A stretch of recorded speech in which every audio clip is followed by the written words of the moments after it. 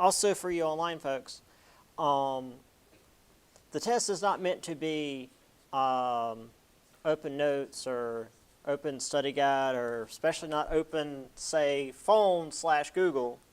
So let's not do that. Okay, it says we're live, so good. Thank you, at least Gmail, for doing your job. And now it's easier to tell here in class if you're, not just using your brain. But for you online folks, there's ways we can tell if you're using outside sources for your tests, and I'm going to have to start cracking down on that. And I don't want to have to do extra work, but I'm going to have to. So just FYI, going forward, going to be a little less lenient on that. So maybe don't try to cheat. Those of you that most of you don't have to worry about this. This isn't directed towards you. Those of you that have been trying to be sneaky, maybe don't. And then you don't have to worry about it. Any questions from you guys in terms of the test at all? Any answers maybe you thought you should have gotten right, or maybe you're just wondering what it should have been? Because I know some students are often concerned about what specific answers are supposed to be.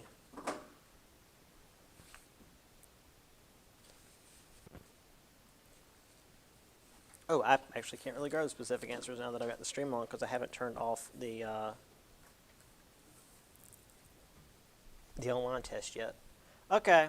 I guess I'm giving them a little more time than this Sunday. All right, so any questions in general from you folks? Yes. The paper is due March the 9th, I think. Let me check this.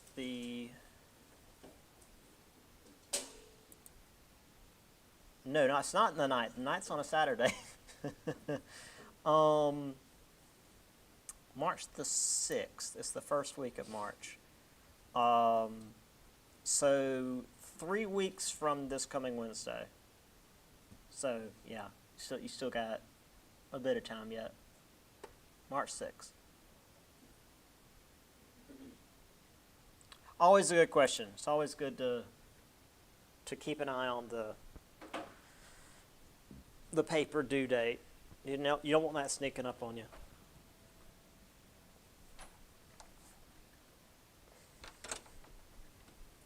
Which, back when I was in grad school, remembering you had a paper due in 3 weeks was kind of like last minute. Grad school papers were horrible. All right. I mean, they were fun, but not if you were doing it last minute. Anything else?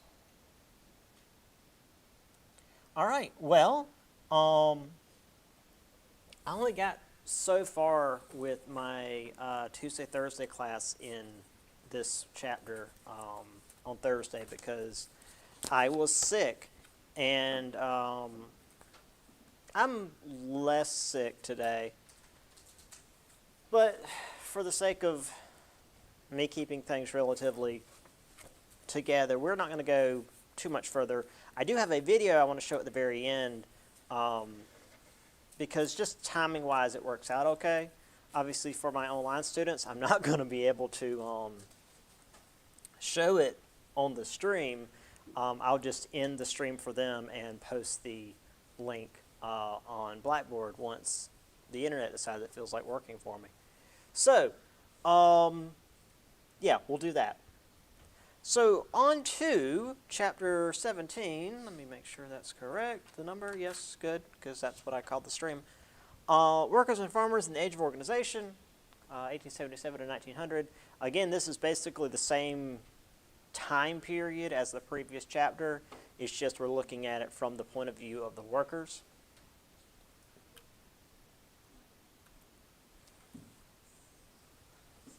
So we saw in the previous chapter that businesses and, businesses became corporations in that they organized together and became more powerful by using, organized systems, by, like the government, using systems of management and really almost industrial systems of organization to be more powerful politically and economically. And a lot of ways that corporations became more powerful is by absolutely decimating their labor force. Look at Amazon. So to secure decent wages, the workers formed labor unions, political parties, engaged in a variety of collective actions like strikes. We'll talk specifically about strikes in a little while.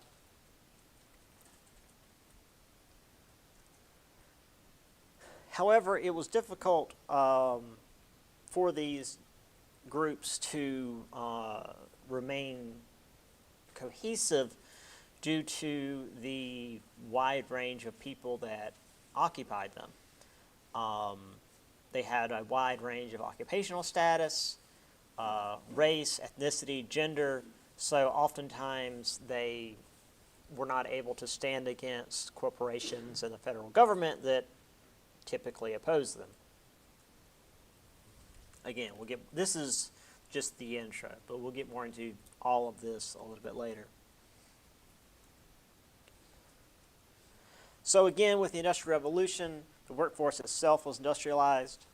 1870, not long after the Civil War, not many factories employed more than 500 workers, and by the turn of the century, 1,500 companies had workforces of this size, if not larger.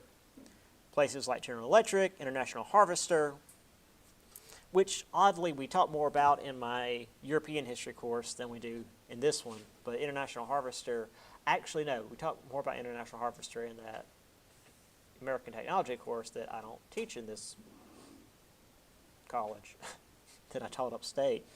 International Harvester was a big deal for America. Pullman Palace Car Company, we'll talk about next time, and U.S. Steel.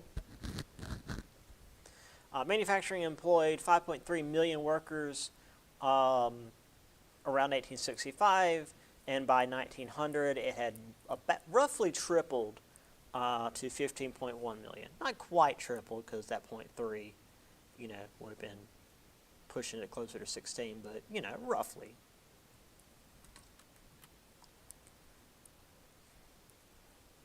Now, tripling the workforce is obviously going to take a lot of people, because 15 million people in roughly 1900 is a lot of people in the U.S. at the time. I mean, today we're roughly 300 million. But back then, that was a large percentage of the population. And to achieve this, there were two distinct groups that fed into the industrial labor force. The first was farmers, who were either typically white farmers that were unable to make a profit off their land, so they either went bankrupt and had to sell off their land, or were simply kicked off their land, or former slaves who were fleeing sharecropping because sharecropping was as good as being bankrupt. And this was considered a single group. These were all former farmers who were finding farming to not only not be profitable, but to not be sustainable. The other group being immigrants, largely from Europe, first from the north and south, from the north, such as England, Ireland, and Germany, Germany, and Scandinavia, and then later from the south and east, Austria, Hungary, Greece, Italy, and Russia, which this latter part is the entire next chapter. So we're not going to talk as much about immigrants this chapter at all, because we're going to devote the entire next chapter to them. All right. So here we have some union marches, not necessarily strikes, more demonstrations.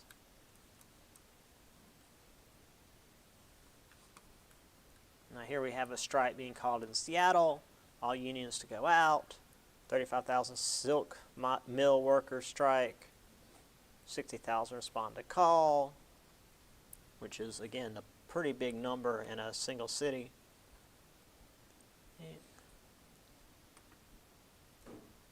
Garment workers striking while also staying warm. National Labor Agency.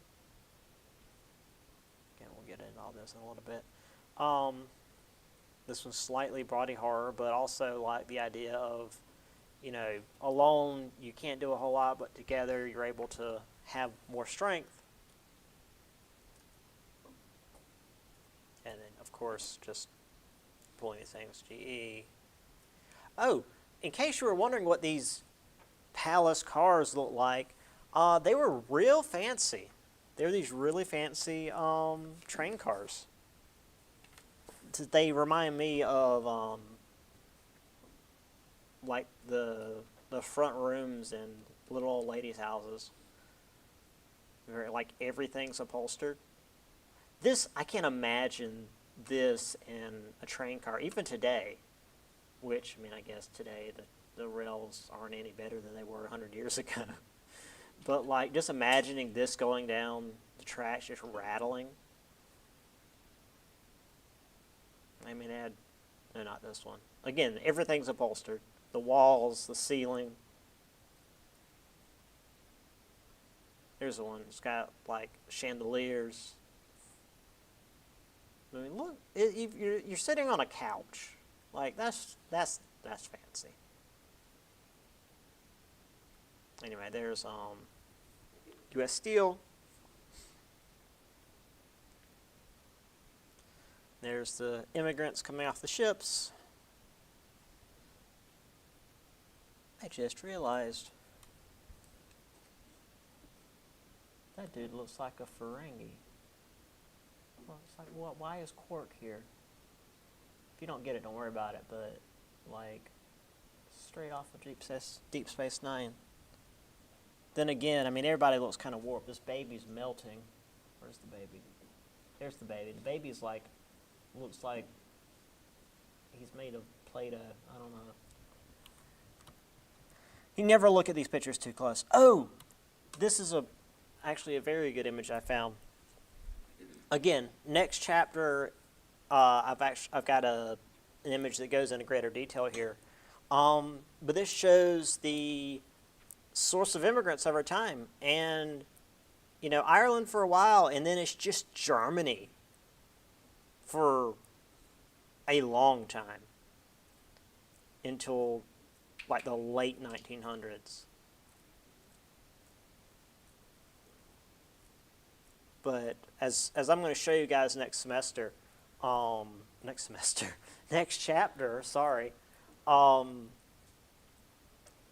the vast majority of immigrants here to America actually came from Germany.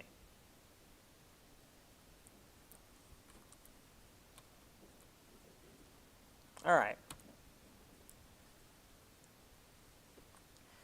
So, we've talked about industrialization, we've talked about, trains and steamboats and all of that. Well, within the factories themselves, the industrialization changed how work was accomplished very rapidly. Unskilled workers, especially immigrants who, again, often weren't even speaking the same language, had to deal with unfamiliar, unpleasant, and often dangerous industrial work. Because again, I'm going to show you what some of these machines look like. If you got injured on the job, sucks for you. Good luck finding a job where you only need one hand. No kind of governmental benefits, workers' comp or unemployment insurance. So yeah, if you got injured or if the boss just decided, I want to have 30 less people working here, and you drew the short straw. Bye. I mean, that was it. And so many businesses want to go back to that way of things. Like, oh, whatever, it's stage right, so just throwing people out on the street. Skilled workers were initially a little bit better off. However, when things became more mechanized, they realized that it was probably not great for them. Initially, they owned all their tools and worked at their own pace, but with things becoming more mechanized and work being set at the pace of the machines, they were put on a timetable and had to manufacture to a certain standard. There was a mechanist in Lowell, Massachusetts, who quit after he was told he had to arrive at the opening bell, have the doors locked, and not leave until quitting time, which he called a, quote, system of slavery. Sure, my man.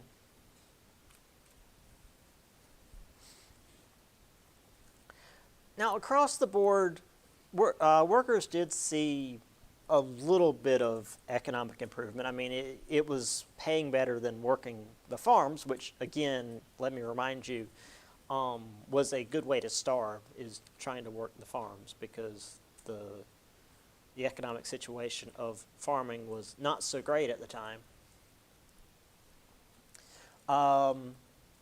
However, things were not equal. Skilled laborers were paid more than unskilled, white workers were paid more than black, and men were paid more than women, because 1800s.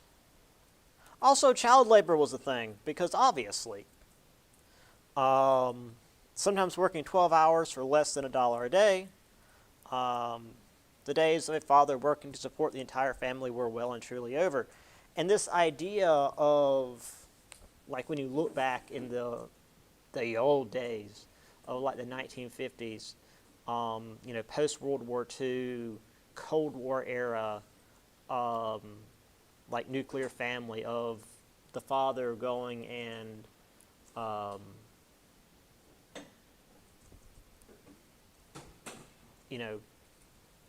working for the whole family, that never truly existed, not across the board. Women have been working pretty much forever to maintain the household. And even before industrialization, when it was just farms, as we've seen, everybody had to work on the farm, including the kids. So this idea of just like, oh, Dad used to go and work and could pay for everything, and Mom could stay home and keep the house clean, the children would go to school, and everything was fine. And that was a myth that was, like, put together by, like, anti-Soviet propaganda during the Cold War. Just FYI.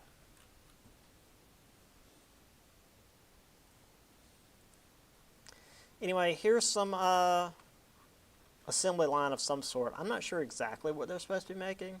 It looks like hubcaps, but I don't think it's hubcaps.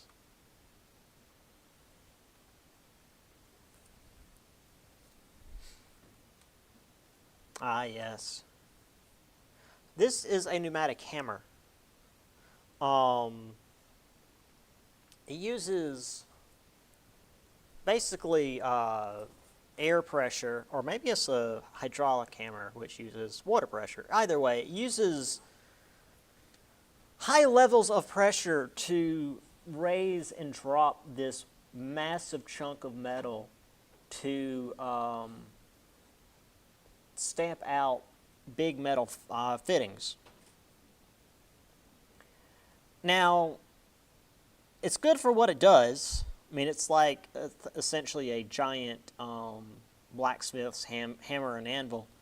But when you need to shut it off, it's not like the modern day where you pull a lever or hit a switch and it just, like, there's brakes that lock it in place. It's going to keep going until the hydraulics or pneumatics or whatever run out. So if it starts crushing your arm, it's going to continue crushing your arm until it's like run out of juice. And it tended to do that a lot. There were signs around these, and you still will sometimes see them today for some of the older machines. Stuff like this machine does not discern between metal and flesh, something like that. Like, it will crush you, and it doesn't care. Here's another one. I mean, it's just like these things are extremely huge, and you had to work right up on them.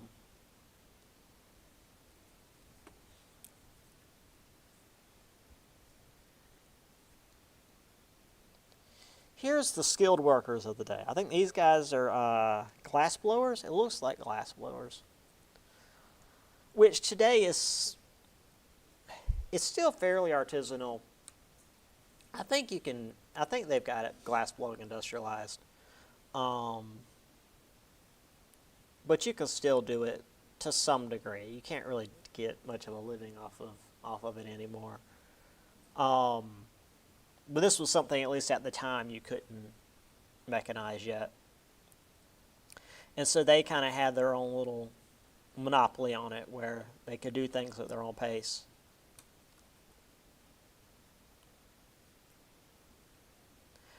And as far as child labor, here's this very young child shelling oysters. And if you're familiar with oysters, not only are the shells unpleasantly sharp, but you get them out with an equally sharp knife. I mean, he's at least got a glove on. But yeah, that's safe for a small child. But don't worry, it gets worse. Here's a kid that was recently in a coal mine. I'm sure his lungs are fine. He doesn't need lungs at that age. So they often employed small children in coal mines because sometimes there would be like coal chutes that were too narrow for grown men to go down, so they would send the kids. It's like, hey, drag this. They were called sleds. They were like a mining cart, but without the wheels. They just sort of dragged them along, and it's like you got to drag the sled down this dark, cramped hole in the coal mine because it's too small for a grown man to go down, but for a small child, $1 a day.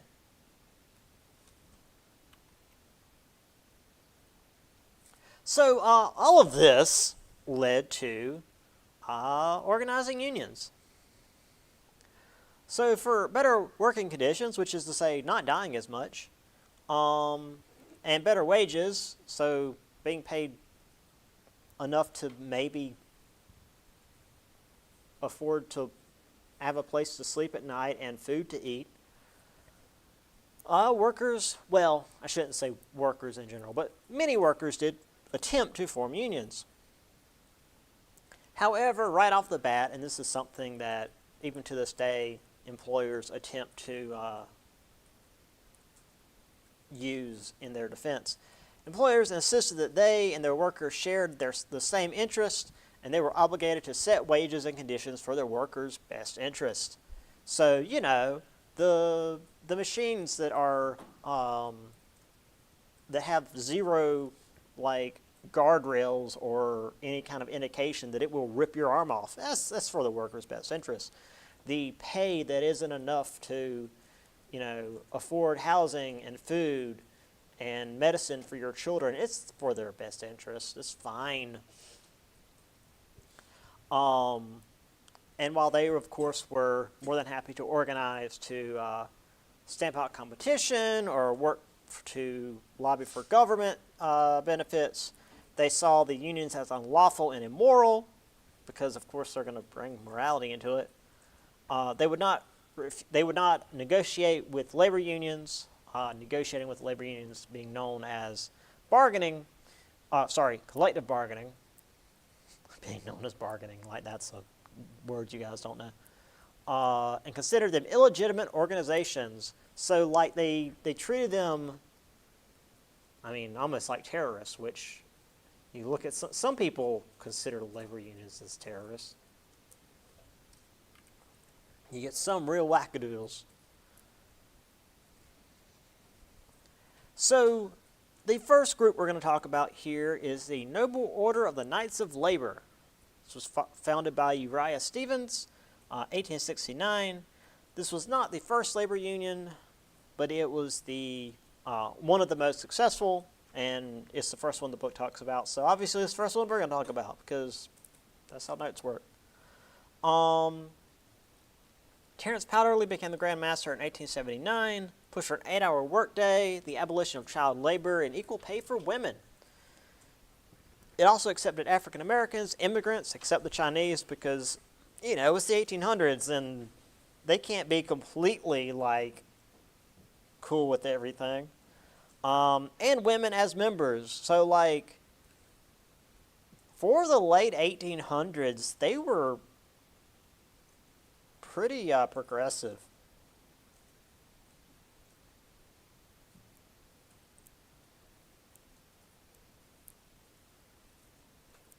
I mean, hell, for the late 1800s, they were extremely progressive. Considering the Chinese, like, weren't seen as even citizens in America by the American government, saying, oh, the Chinese can't be a part of our group, wasn't even like them being racist. It was them being like, if they get it, if they can join our group, then the American government will, like, see us as enemy spies or something. So, in their defense, as much as you can defend that, I can see that as, like, you know, keeping their own butts out of the fire. So membership soared, but then a thing happened. And I will read this out of the book because I had to shorten this to keep it on the same slide. So, there was a McCormick harvester plant in Chicago that had been the center of a conflict over wages and work conditions. May 3rd, 1886, police killed 2 strikers in a clash between union members and strikebreakers who tried to cross the picket lines. Strikebreakers, you know, being anti-union asshats. So a group of anarchists led by the German-born activist August Spies called for a rally at Haymarket Square to protest police violence, mainly consisting of foreign-born radicals. Anarchists believed government represented the interests of capitalists and stifled freedom of workers, yada, yada, yada. So again, the anarchists were not part of the union, but they were putting on this rally on behalf of the workers who happened to be part of the union. So it was tangentially tied in. Anyway, Haymarket Rally began at 8:30, attracted no more than 1,500 people. By 10:30, when the crowd had dwindled to some 300 people, 180 policemen decided to break it up. Police moved into the square, someone set off a bomb, police fired back, and when the smoke cleared, 7 policemen and 4 protesters lay dead. Most of the fatalities and injuries resulted not from the bomb, but from the police crossfire after the explosion, because police are really good at shooting their own guys for some reason. Subsequent trial convicted 8 anarchists of murder, though there was no evidence that any of them had planted the bomb or used weapons. 4 of them, including August Spies, were executed. Although Powderly and other union leaders denounced the anarchists and the bombing, the incident greatly tarnished the labor movement. Obviously, the capitalists and businessmen who wanted to get rid of these unions were more than happy to tie the two together. So by the mid-1890s, there were less than 20,000 members, down from nearly 1 million. So it dropped very, very quickly.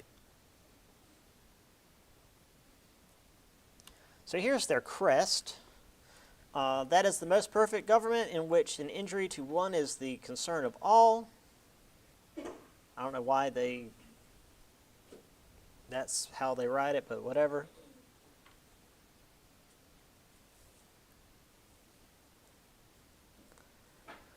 Here's the Haymarket Square flyer. Mass meeting tonight, 7:30. According to this, it didn't begin until 8:30, but I guess hang around for an hour. Good speakers will be present to denounce the latest atrocious act of the police. Shooting of our fellow workmen yesterday afternoon. And it's repeated in German because, again, the anarchists who set up the meeting or set up the rally and did the thing were typically German immigrants. And this will become a thing next chapter. While not all German immigrants were violent anarchists, a lot of the violent anarchists were German immigrants. So, it made it difficult for those that were just trying to come over and make a good try of it. So here's a lovely propaganda piece of, the explosion and the anarchists shooting into the police when, according to the evidence that the book's at least given us, that's not quite how it went down. And we've got the anarchist up here shouting as the explosion goes off. When from the sounds of it, the cops had the anarchists surrounded because they hit each other. All right. So some more Union stuff. Powder-laden Knights disavowed, yada, yada, yada. Oh, yes. So Knights disavowed the use of strikes. The American Federation of Labor, another union, was more than happy to use strikes and were more discerning with their members. They only employ the highest paid and skilled craftsmen, leaving out women, African Americans, and immigrants. So they were far less progressive in terms of who they included, but they were more than happy to use more aggressive measures to get what they wanted.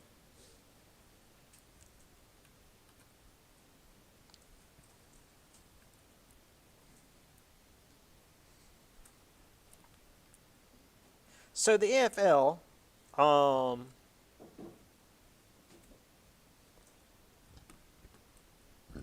excuse me, unlike, say, the Knights of Labor or the anarchists, rather than trying to diminish the discrepancy between the rich and poor, we're simply trying to get better hours and wages to share in the wealth of industrial capitalism. So by 1900, it had more than 1 million members. However, only 1 in 15 workers did belong to a union due to, again, corporations and the federal government working together to keep unions either weak or really illegal. And again,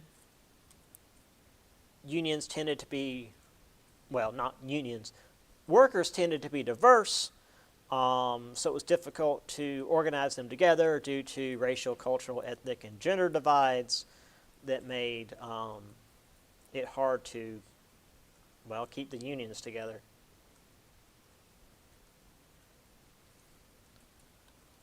Here again is AFL, technically AF of L, because again, American Federation of Labor. All goods bearing this label are guaranteed union made.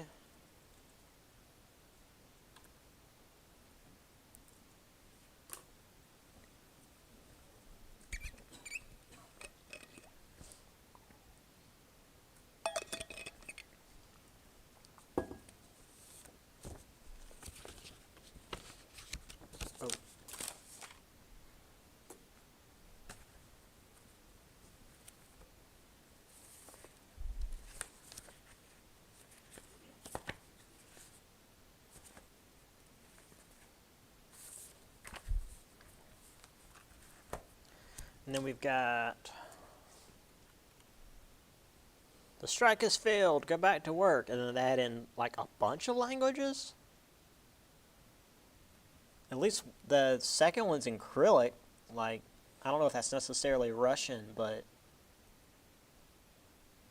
it's a Russian root language. But the thing is, I don't recognize any of the other ones.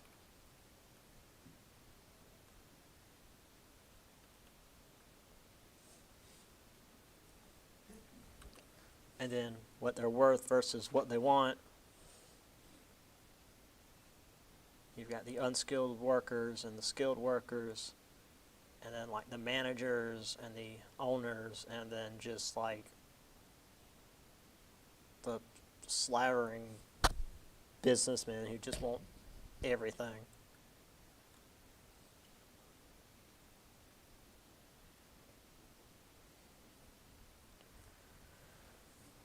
All right.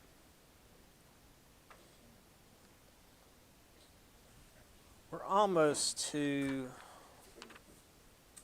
yeah, this is where we'll probably end it, because I've got that video that I'm going to show you guys. Despite the difficulties of dealing with the corporations and their alliance with the government, unions were able to fight back with one powerful weapon, and that was the strike. Now, there have been some pretty major strikes recently, really. When I was young, I don't recall any big ones like they have had in the modern day. You know, the writer's strike recently. The railroad strike ended up not happening because the federal government stepped in, which was kind of a big deal. In fact, back when the federal government used to step in on strikes like that, there tended to be more shooting. So, glad we don't have that as much anymore. So, the big strike we're going to talk about today is the 1892 Homestead Strike. So this is at Carnegie's Homestead, Pennsylvania factory. They pay their workers pretty well. Of course, skilled labor is made much better than unskilled, but, you know, even unskilled, you tended to do okay. John McLucky was a skilled laborer. He made all right, and he was the head of the Amalgamated Association of Iron and Steel Workers, and if you can tell from the name, that was a labor union that apparently Carnegie worked with to some degree. McLucky and Carnegie, I wouldn't say they were friends, but they worked together okay. So it wasn't a bad place to work. It wasn't a great place to work. It was still a steel mill, but it wasn't awful. However, because this was U.S. Steel, this was an international company, and internationally, steel prices began to drop. We're going to look at 1892 throughout this chapter and next chapter as well. This is when there was a big economic depression. And obviously, like everything else in the economy, steel prices drop. So to make up for this, Carnegie gets rid of some of the skilled craftsmen, replaces them with machinery, because you don't have to pay machinery but once. Cut wages in order to save on labor costs, and also busted McLucky's union, which, as I mentioned a moment ago, he had worked with in the past. So that actually, to me, was worse than if he had been, negative to the union in the past and had always kind of been waiting on him to eventually bust it. But with him being almost friendly towards the union, then all of a sudden he just goes in and it's like, all right, dismantle the union or we're kicking you guys out. However, because he knew that this was going to cause a strike and he didn't want to deal with it, he decided to go visit his family in Scotland, and went to Scotland on vacation, and left his plant manager, Henry Clay Frick, remember Frick? Left him in charge, who was notorious for being strongly anti-union. The thing is, strongly is not a strong enough word here. Frick was violently anti-union. So when the strike happened, Frick built a 3-mile, 15-foot-high fence capped with barbed wire around 3 sides of the factory, and the 4th bordered the Monongahela River. Yeah. And on July 1st, he ordered a lockout, which is sort of like a reverse strike, and that they aren't allowed on the property, which typically when you're striking on the property.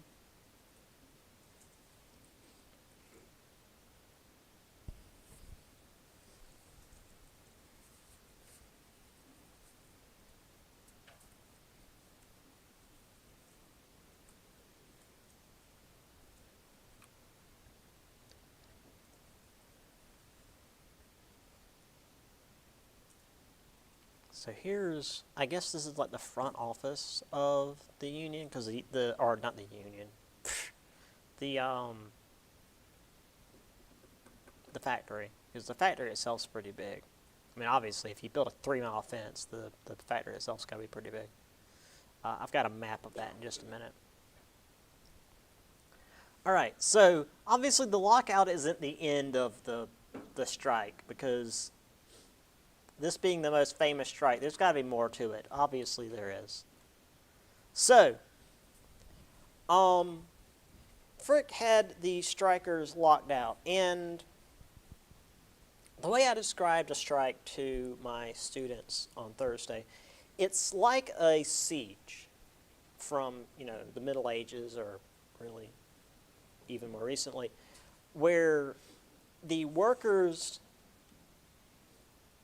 withdraw their labor, which in a way starves out the factory. But also the laborers are no longer getting paid, so they are kind of starving themselves out as well. So you're waiting to see who breaks first. Because in a siege, you're starving out of town, but also if you're there keeping the town from going out and getting supplies, you're also not going out and getting supplies, so you're just kind of seeing who breaks first. In this case, the town rallied around the workers and helped raise money for them so that they could not starve. And for the moment, they gained a temporary victory. This often, I shouldn't say often, this will sometimes happen with strikes where the local town, which is often where the people live, so their families would pool money and try to keep them alive. Long enough for the company to realize, well, we're losing a lot of money. Let's see what they have to say. Frick, though, did not want to see what they had to say and hired Pinkertons. July 6, barge loads of Pinkerton detectives hired by Frick set sail for the plant along the river. Now, I could explain to you what a Pinkerton is, but instead I'll let McLucky explain to you what they are. He called them a band of cutthroats, thieves, and murderers in the employ of unscrupulous capital for the oppression of honest labor. Calling a Pinkerton a detective is really pushing it. Now, you could hire a Pinkerton to find someone for you. Now, whether you want that person safe or not is up to you. If you want to hire a Pinkerton to go kill someone for you, then all well and good. They are mercenaries. They still exist. The Pinkerton Detective Agency, maybe not so much in name, but they trace their roots back to the Pinkertons. They still exist. You can technically hire these guys to do whatever you need done. Yeah. So the Pinkertons were shot at by the Union men. One of the barges were set on fire, and eventually they retreated. However, by the end of it, 3 Pinkerton detectives and 9 strikers were dead, which caused Frick to call in state aid because he's like, all right, well, I hired these mercenaries, and they didn't do a good enough job, so time to call in the state. But wait, we're not done. Because on July 23rd, Alexander Berkman, an anarchist with no ties to the Union, we're going to see that a lot, strolled into Frick's office and shot him in the neck. Also stabbed him because apparently the shot in the neck didn't slow him down. Frick survived. In fact, Frick beat the living hell out of Berkman. Now, granted, the video I'm going to show you guys is a bit dramatized because there was a second man that helped Frick disarm the assassin, but then also had to pull Frick off the sky before he beat the man to death. But Frick did survive and was displeased about being shot. However, combined with the state prosecuting the Union, ended up breaking the strike because, again, it's like anarchists are essentially Union guys. So the Union sent someone in to shoot Frick. And the Union's like, we don't know who this guy is. McLucky and other Union officials were blacklisted. McLucky fled to Arizona. Carnegie heard about McLucky being essentially completely broke. Sent an anonymous donation to him, but he refused it because, yeah, you get an anonymous donation of a ridiculous amount of money right after the guy that you used to work for comes back from Scotland and realizes that he destroyed your life. I wonder where this money came from. Eventually, a friend of Carnegie's had an Arizona railroad give the former Union leader a job as a machinery repair superintendent, which I guess ain't a bad job. So, McLucky didn't go off to Arizona to starve to death, at least.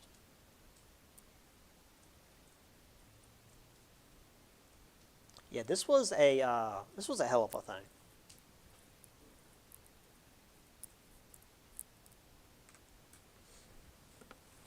And like I said, I'm going to show you guys in just a second here.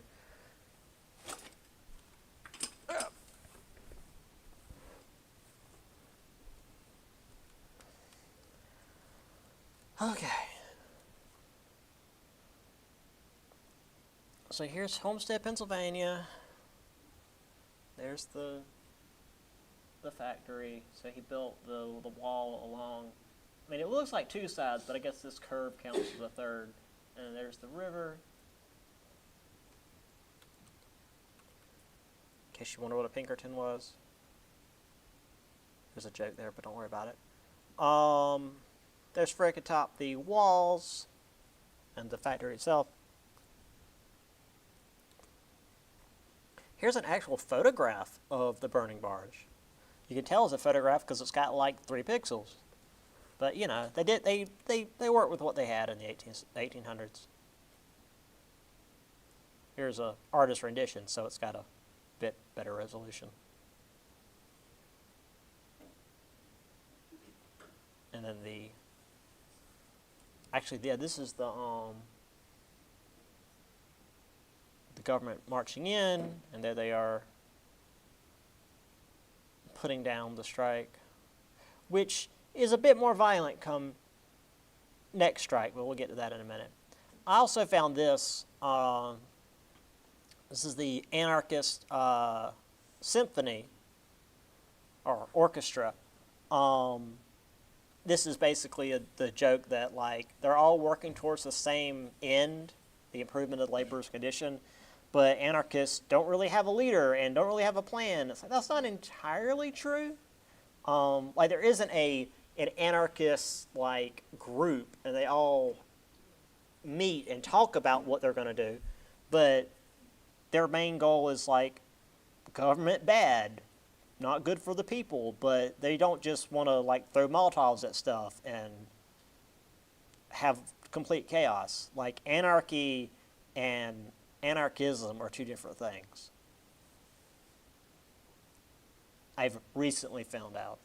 All right, so let me stop the stream, and I'll put the link up for you guys on Blackboard, and I'll see you guys next time.